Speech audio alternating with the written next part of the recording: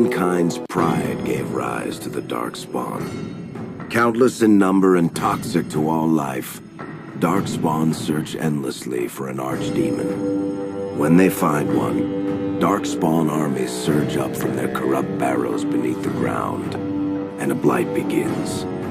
Grey Wardens are the only warriors capable of destroying an archdemon, and history always honors the one who sacrifices all to kill the beast. In the fifth blight, the Warden was the hero of Ferelden, a mage living in the Circle Tower at Lake Calenhad. Drawn into an escape plot by another mage, the hero became snared in the Circle's dangerous politics. Duncan, a Grey Warden, helped the mage escape to a new life as a warden. The allied Ferelden and Grey Warden forces met in Ostagar, where King Kaelin's armies and a host of wardens gathered, ready to destroy the Darkspawn. But valor turned to despair as Loghain betrayed his king. Kaelin's forces were slaughtered, and the south was lost. The hero, now a full-fledged Grey Warden, survived with the aid of Flemeth, the mysterious witch of the wilds.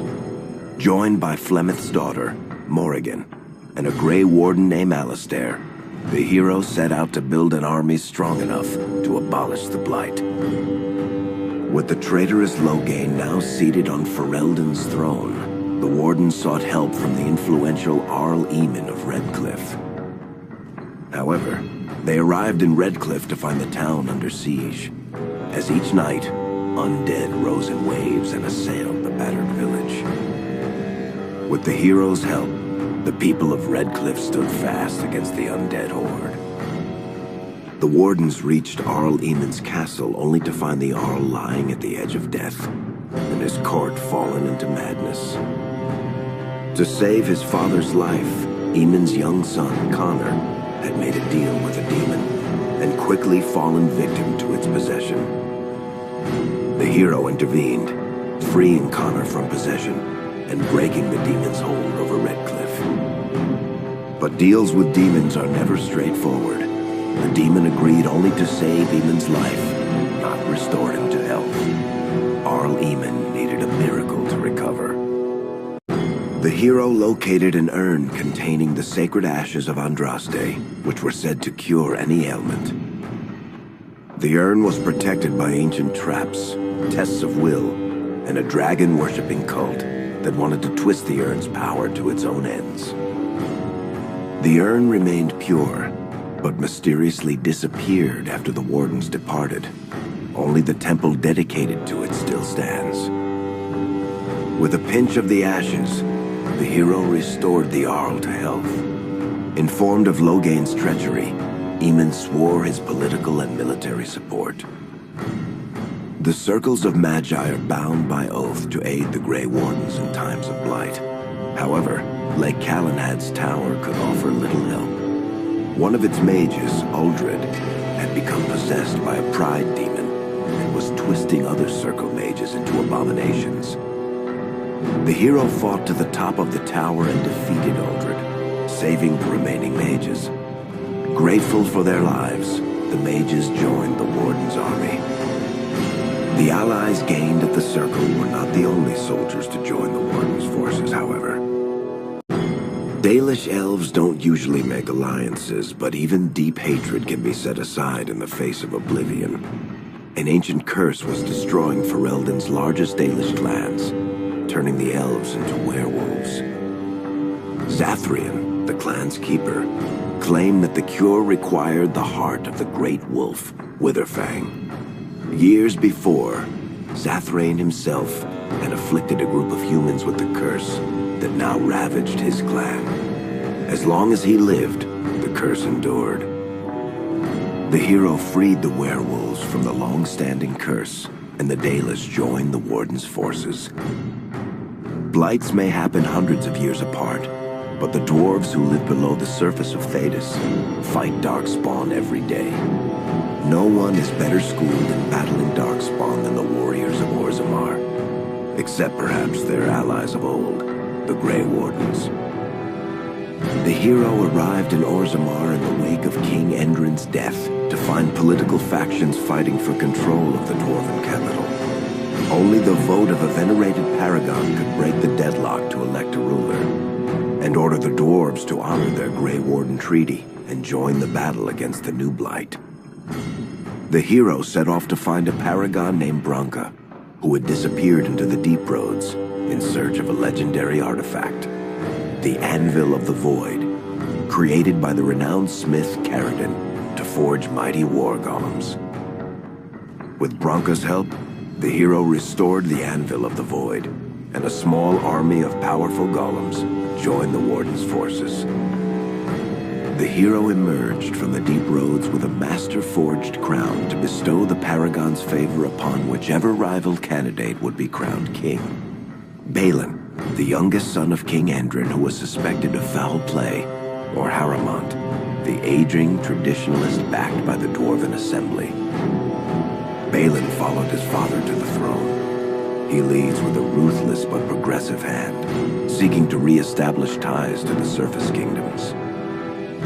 With Dwarven strength now bolstering the Warden's army, the hero had to deal with Loghain so Ferelden could stand unified against the Darkspawn before the Blight swallowed the world. The kingdom of Ferelden stood divided. While some nobles supported Loghain's regency, others condemned his inaction against the Darkspawn. Civil war brewed, and Arl Eamon called a landsmeet in hopes of curtailing the conflict and removing Loghain from the throne. As penance, Loghain was sentenced to join the Grey Wardens and fight Darkspawn until the end of his days.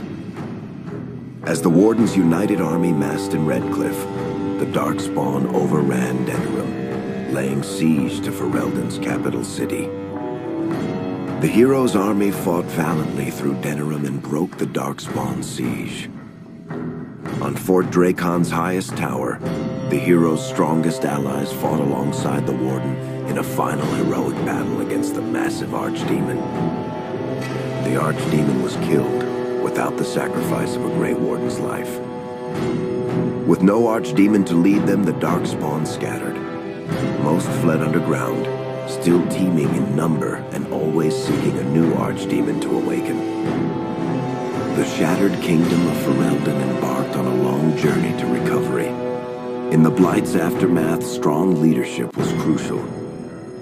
Alistair, King Caelin's half-brother, and Queen Enora, Caelin's widow and daughter of Loghain, joined in a political union. Together, they ushered Ferelden into a new era. Ferelden still stands, as obstinate and resolute as the Dog Lords ever are, but the events of the Fifth Blight loom over it as the nation rebuilds. For people across Thedas, legends of the hero of Ferelden remain the nation's brightest beacons of hope during its darkest times.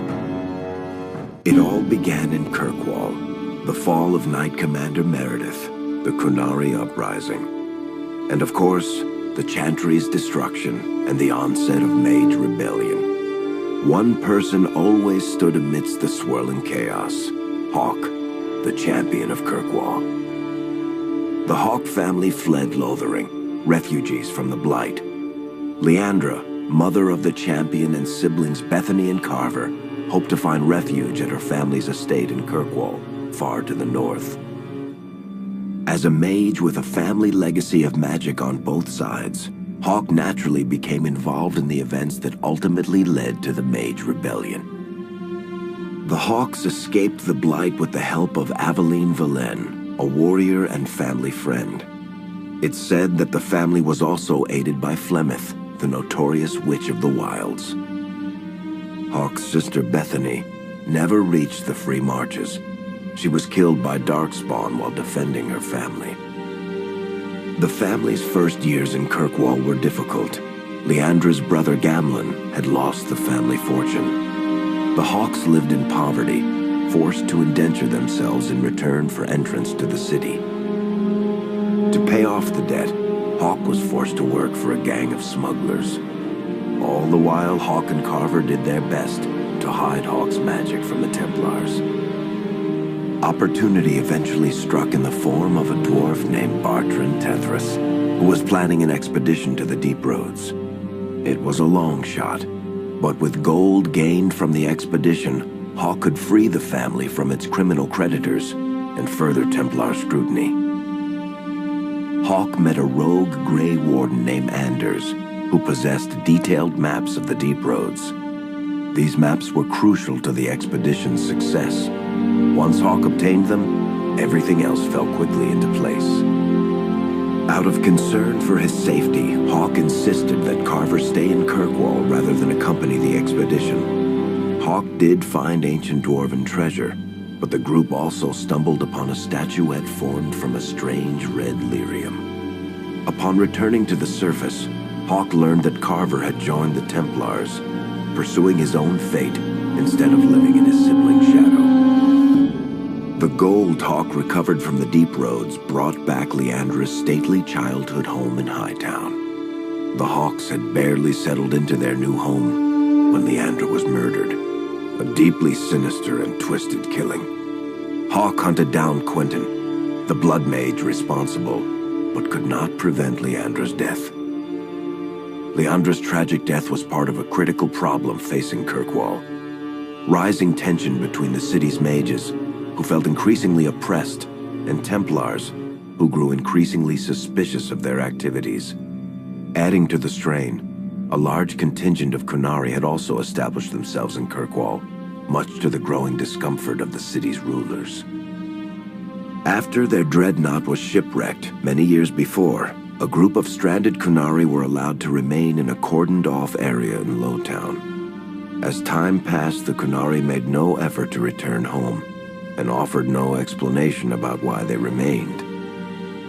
Tensions rose to a breaking point. Revered Mother Patrice, convinced the Kunari were a threat to the Chantry's faith, incited violence between the Kunari and the Kirkwall populace. Hawk knew that Patrice would bring about unnecessary conflict. Though the champion tried to stop her, Patrice orchestrated the murder of Seamus Dumar, a Viscount's son and a recent convert to the Qun. When her crime was discovered, a Kunari assassin killed her. After Seamus was murdered, the Arishok of the Kunari group lost patience with the humans of Kirkwall. They would now submit to the Qun or die. The Kunari struck hard and fast. They took the palace in Hightown and beheaded the Viscount to immediately quash any resistance. Aided by Knight Commander Meredith and First Enchanter Orsino, Hawk reached the palace and stood toe-to-toe with the fearsome Kunari leader. Hawk fought the Kunari leader. The fierce battle resulted in the Arishok's death and the liberation of Kirkwall from its brief occupation. The Kunari quickly withdrew from the city entirely. Hawk saved Kirkwall and earned the grudging respect of the city's Templars, mages, and nobility, along with the title that history remembers. The Champion of Kirkwall. Kirkwall's problems were still not over, however. After Viscount Dumar's death, Knight Commander Meredith took power and blocked all attempts to appoint a new Viscount. Under Meredith's command, the Templars tightened their grip on the mages, planning to suppress what Meredith saw as a growing rebellion. Anders, who spent years fighting for justice and freedom for his fellow mages, saw that the time for negotiation was past. He destroyed Kirkwall's chantry, killing hundreds, including Grand Cleric Elthina. This single act began a rebellion that spread from circle to circle, until all circles of Magi had risen up in defiance against chantry rule. Though Anders had done the unforgivable, something stayed the champion's hand. Anders survived the day, although many others did not. Fighting spread swiftly through the city. Some mages rebelled openly, many of them succumbing to possession. Templars turned their swords on mages who rebelled and on those who did not. As First Enchanter Orsino refused to bend to the Templars, Knight Commander Meredith demanded that every mage in Kirkwall be put to the sword. Hawk saved many mages from Templar blades, keeping them from succumbing to possession or the temptations of blood magic. In the end, however, Hawk was forced to strike down Orsino, who had betrayed his own values by resorting to blood magic himself. The battle proved one thing. Knight Commander Meredith had gone mad. Hawk saw the truth of it when Meredith unsheathed her sword, and the red lyrium idol from the deep roads was embedded within it. The blade fueled her hatred and paranoia, as it had for months. After a horrific battle, the red lyrium of the Knight Commander's sword consumed her as she died. Meredith became a statue, her face a frozen mask of horror. Little is known of the champion since that final battle. However, Hawk's story lives on in legend and song. Memories of the indelible changes the champion of Kirkwall brought to the face of Thedas. The Mage rebellion in Kirkwall was felt throughout Thedas, the news spreading like wildfire. The Templars clamped down in response, but each new restriction only made things worse. Led by Grand Enchanter Fiona, the Mages voted for independence. The Circle of Magi would govern itself, without the Chantry and especially without the Templars. The result was cataclysmic. 2 circles were destroyed. Those within killed to the last mage, before the rest fled into the wilderness. Perhaps the mighty Empire of Orlais could have intervened in the war before it began, but that was not to be. Grand Duke Espard began a deadly civil war against Empress Celine, vying for the Orlesian throne. The mages were offered safe haven in neighboring Ferelden, but the Templars followed, and so their battle spread across all of Thedas. As head of the Chantry, Divine Justinia ordered the Templars to stand down. They refused, declaring their own independence. Thus, the war began in earnest. Templars hunting mages, mages fighting Templars. Their clashes wreaked untold destruction. All sense of order was falling to pieces. Divine Justinia made one final desperate bid to end the war. She approached the leaders of both sides and convinced them to come to a conclave held on neutral ground. With the Chantry to mediate, mages and Templars will talk for the first time since this all began. It is our last, and perhaps our only, chance for peace.